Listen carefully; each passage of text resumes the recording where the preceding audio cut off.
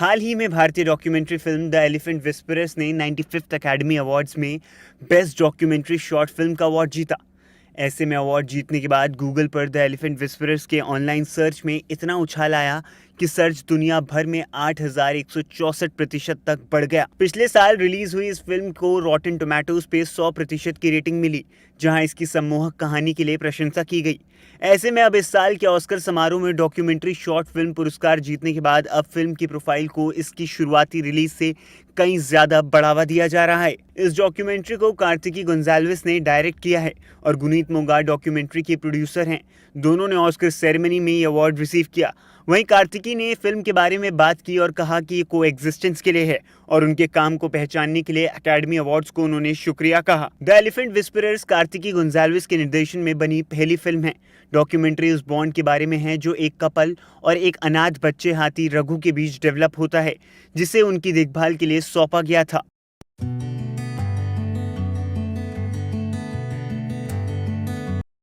भारतीय cricket control board यानी BCCI ने साल 2022-23 के लिए टीम इंडिया की प्लेयर्स की सालाना कॉन्ट्रैक्ट लिस्ट जारी कर दी है। इस कॉन्ट्रैक्ट लिस्ट में कुल 26 खिलाड़ियों को जगह दी गई है। इसमें कुछ खिलाड़ियों को बीसीसीआई ने मोटी रकम दी है, जबकि कई ऐसे खिलाड़ी भी हैं जिनका बीसीसीआई ने डिमोशन कर दिया है। दरअसल बीसीसीआई ए+ ग्रेड में शामिल खिलाड़ियों को सालाना 7 करोड़ रुपए देती है, जबकि ए ग्रेड में शामिल खिलाड़ियों को 5 करोड़, बी ग्रेड में शामिल खिलाड़ियों को 3 करोड़ और सी ग्रेड में शामिल खिलाड़ियों को 1 करोड़ रुपए देती है। ऐसे में साल 2022-23 की इस कॉन्ट्रैक्ट लिस्ट में ऑलराउंडर रविंद्र जडेजा को जमकर फायदा हुआ है। जडेजा इस कॉन्ट्रैक्ट के जरिए सबसे ज्यादा कमाई वाले क्रिकेटर्स की लिस्ट में आ गए हैं। जडेजा ए+ ग्रेड में आ गए हैं। इसके अलावा अक्षर पटेल और हार्दिक पांड्या को भी इस लिस्ट में फायदा मिला है। दोनों ग्रेड ए में शामिल हो गए हैं। इससे पहले अक्षर बी और हार्दिक पांड्या सी ग्रेड में थे। वहीं दूसरी तरफ इस लिस्ट में कुछ खिलाड़ियों की जेब पर भी असर पड़ा है। केएल राहुल को ग्रेड ए से हटाकर ग्रेड बी में शिफ्ट कर दिया गया है। इसके अलावा अजिंक्य रहाणे, ईशांत शर्मा, रिद्धिमान साहा, भुवनेश्वर कुमार, हनुमा विहारी, मयंक अग्रवाल और ऑलराउंडर दीपक चाहर को इस लिस्ट से बाहर कर दिया गया है। इस कॉन्ट्रैक्ट लिस्ट में शामिल खिलाड़ियों की बात करें तो ए+ कैटेगरी में भारतीय कप्तान रोहित शर्मा, पूर्व कप्तान विराट कोहली, गेंदबाज जसप्रीत बुमराह और रविंद्र जडेजा को शामिल किया गया है। लिस्ट ए में हार्दिक पांड्या, रविचंद्रन अश्विन, मोहम्मद शामी, ऋषभ पंत और अक्षर पटेल को शामिल किया गया है। बी कैटेगरी में चेतेश्वर पुजारा, केएल राहुल, श्रेयस अय्यर, मोहम्मद सिराज, सूर्य कुमार यादव और शुभमन गिल को शामिल किया गया है। और सी कैटेगरी में शिखर धवन, शार्दुल ठाकुर समेत 11 खिलाड़ियों को जगह दी गई है।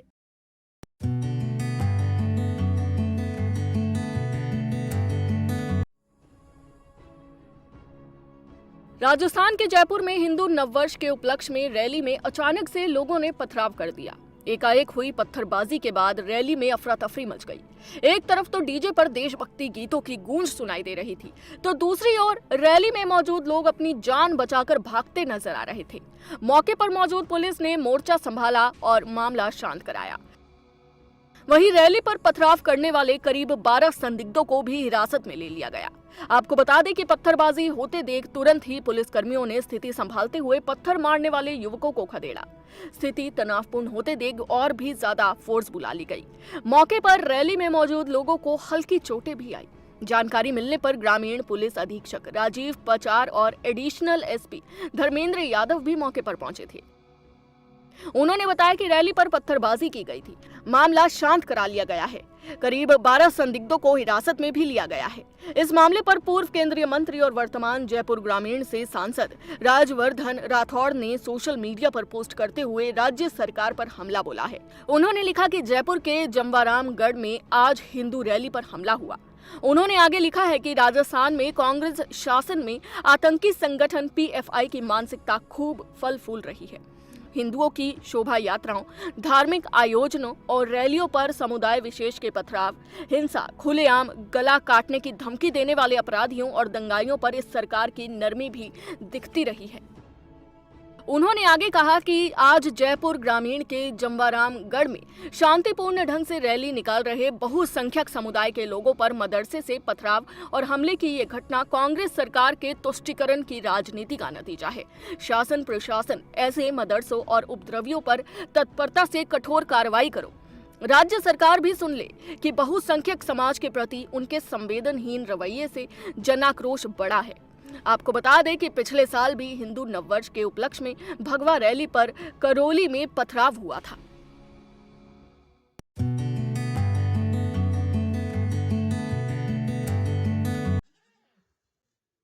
देवभूमि उत्तराखंड में मौसम का मिजाज बिगड़ने से फसलों को तो नुकसान हुआ ही है, साथ ही बिजली गिरने से भी भारी हानि हुई है। उत्तरकाशी जिले के डूंडा देवीधार खट्टू खाल में शनिवार देर शाम बिजली गिरने से 350 से ज्यादा भेड़ बकरियों की मौत हो गई। ग्रामीणों ने घटना की सूचना जिला प्रशासन सहित आपदा प्रबंधन विभाग को दी। रविवार सुबह क्षति का आकलन और मौत के कारणों की जानकारी के लिए प्रशासन व पशु चिकित्सा विभाग की टीम मौके पर पहुंची। आज रात को बहुत बड़ी बिजली गिरने से मेरे गांव के मेरे भतीजे संदीप रावत और द्वारे के प्रथम सिंह रावत जी की बकरियों में बिजली गिरी, जिससे 300 बकरियां और 50-55 उनके छोटे बच्चे बिजली के जद में आ गए, जिससे जो है मेरे पशुपालक गांव का जो बहुत ही बड़ा पशुपालक है उनको बहुत बड़ा नुकसान हुआ है। इसके लिए मैंने जिलाधिकारी महोदय से और अपने आपदा प्रबंधन से और पशुपालन विभाग से रात को मैंने बात की थी, जिसमें जो है जिलाधिकारी महोदय के द्वारा पूरा आश्वासन दिया गया कि मैं समस्त टीमों के साथ जो है सुबह वहां पर रवानगी करूंगा। बिजली गिरने के बाद लोग दहशत में आ गए हैं। लोगों ने इसकी सूचना भटवाड़ी ब्लॉक प्रमुख को दी। उत्तराखंड में बर्फबारी और बारिश शनिवार को भी जारी रही। शनिवार को हिमालय की चोटियों पर बर्फबारी हुई। पिथौरागढ़ में कैलाश मानसरोवर यात्रा मार्ग बर्फबारी के चलते बंद हो गया, जिसके बाद तापमान में भी भारी गिरावट दर्ज की गई है। मौसम विज्ञान केंद्र के निदेशक के अनुसार प्रदेश में अगले कुछ दिन हल्की बारिश और बर्फबारी जारी रह सकती है। मौसम केंद्र ने ओलावृष्टि को लेकर भी अलर्ट जारी किया है।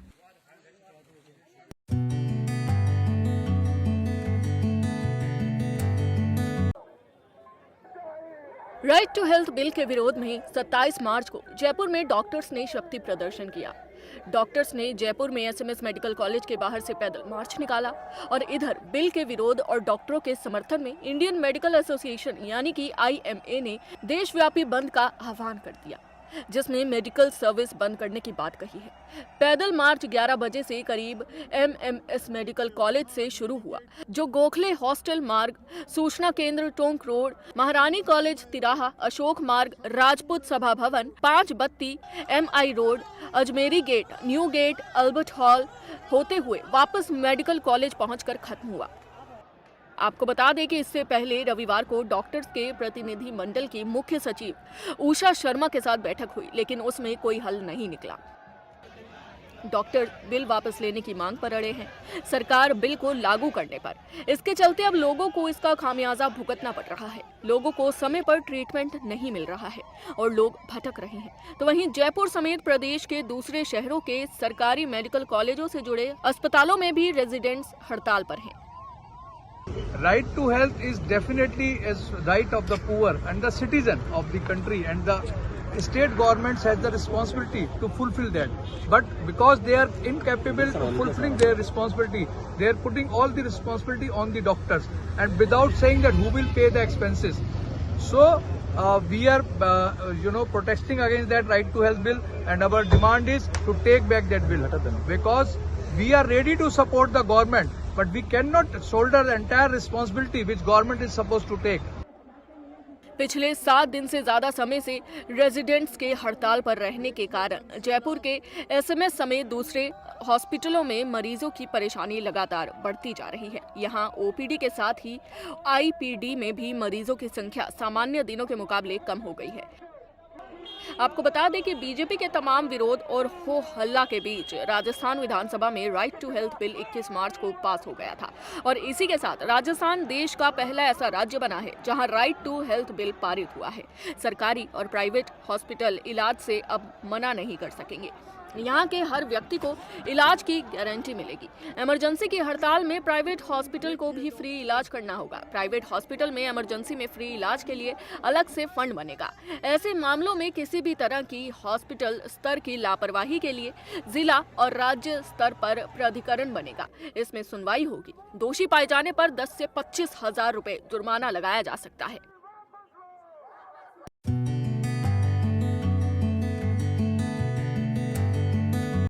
कुर्ता, सफेद गमछा और मूंछों पर ताव, ये हुलिया है बाहुबली अतीक अहमद का, जो कि पिछले 4 सालों से गुजरात के साबरमती जेल में बंद है। हालांकि अब अतीक अहमद को प्रयागराज लेकर आया गया है, जहां उससे उमेश पाल हत्याकांड में पूछताछ की जानी है। उमेश पाल हत्याकांड मामले में अतीक अहमद आरोपी है, लेकिन अतीक आखिर यूपी से गुजरात की साबरमती जेल कैसे पहुंचा, चलिए जानते हैं उस केस के बारे में जिस कारण वह साबरमती जेल पहुंचा। नमस्कार, मैं हूं सलोनी सरीन।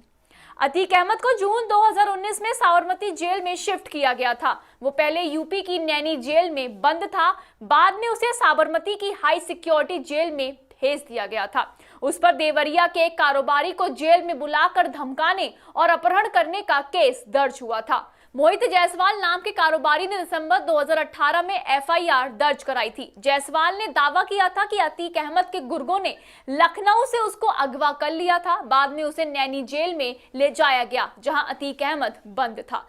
जेल में अतीक अहमद ने उसे डराया और अपना सारा कारोबार उसके यानी कि अतीक के नाम करने की धमकी दी। यूपी सरकार ने सुप्रीम कोर्ट में बताया था कि 26 दिसंबर 2018 को मोहित जायसवाल को जेल में लाकर अतीक अहमद और उसके गुर्गों ने धमकाया था। 19 साल पहले 2004 के लोकसभा चुनाव में बाहुबली नेता अतीक अहमद ने समाजवादी पार्टी के टिकट पर यूपी की फुलपुर सीट से चुनाव जीता था।